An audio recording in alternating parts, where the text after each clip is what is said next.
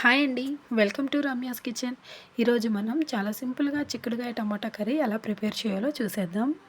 దానికోసం ముందుగా మనం ఒక ప్యాన్ తీసుకొని అందులో 2 స్పూన్స్ వరకు ఆయిల్ వేసి, ఆయిల్ బాగా వేడెక్కాక అందులోనే కాస్త జీలకర్రను వేసి, జీలకర్ర బాగా చిటపటలాడిన తర్వాత అందులోనే ఒక పెద్ద సైజు ఉల్లిపాయను వేసి ఇలా బాగా వేయించుకోవాలండి. ఇప్పుడు అందులోనే మనం 3, 4 పచ్చిమిరపకాయలను, ఒక 3, 4 వరకు వెల్లుల్లి రెబ్బలను కూడా అందులో వేసుకోవాలండి.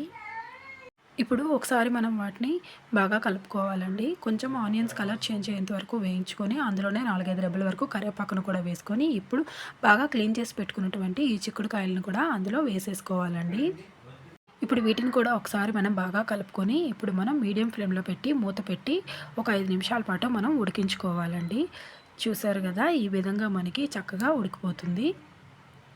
5 నిమిషాల తర్వాత ఒకసారి మనం మూత తీసి మరోసారి ఇలా శుభ్రంగా కలుపుకొని మళ్ళీ మనం మూత పెట్టి ఇంకో 5 నిమిషాల పాటు మీడియం ఫ్లేమ్‌లోనే మళ్ళీ ఉడికించుకోవాలండి. చూసారు కదా! ఈ విధంగా మనకి ఇలా ఉడికిపోతుంది. ఇప్పుడు మనం 50% మనకి కర్రీ అనేది ఉడికిపోయినట్టేనండి. ఇప్పుడు మనం ఇందులో తగినట్టుగా ఒక స్పూన్ వరకు పసుపును, ఒక స్పూన్ ఉప్పును వేసేసుకొని అందులోనే మనము ఒక స్పూన్ వరకు కూడా కారాన్ని వేసి, కావాలనుకునే వాళ్ళు రుచికి తగ్గట్టుగా ఇంకొంచెం వేసేసుకోవచ్చండి. అలా మనం మూడింటిని కూడా ఒకేసారి వేసుకొని బాగా కలుపుకొని ఒక 10 మినిట్స్ పాటు మనం మీడియం ఫ్లేమ్‌లో పెట్టి ఇంకోసారి మనం ఇలా ఉడికించుకోవాలండి. ఇప్పుడు మనం 2 చిన్న సైజ్ టమాటాలు తీసుకొని చిన్న ముక్కలుగా కట్ చేసుకొని అందులో వేసుకొని ఇప్పుడు మనం ఇంకో 10 నిమిషాల పాటు ఇలా మీడియం ఫ్లేమ్‌లో పెట్టి ఉడికించుకుంటే మనకి కర్రీ అనేది రెడీ అయిపోతుందండి. చూసారు కదా!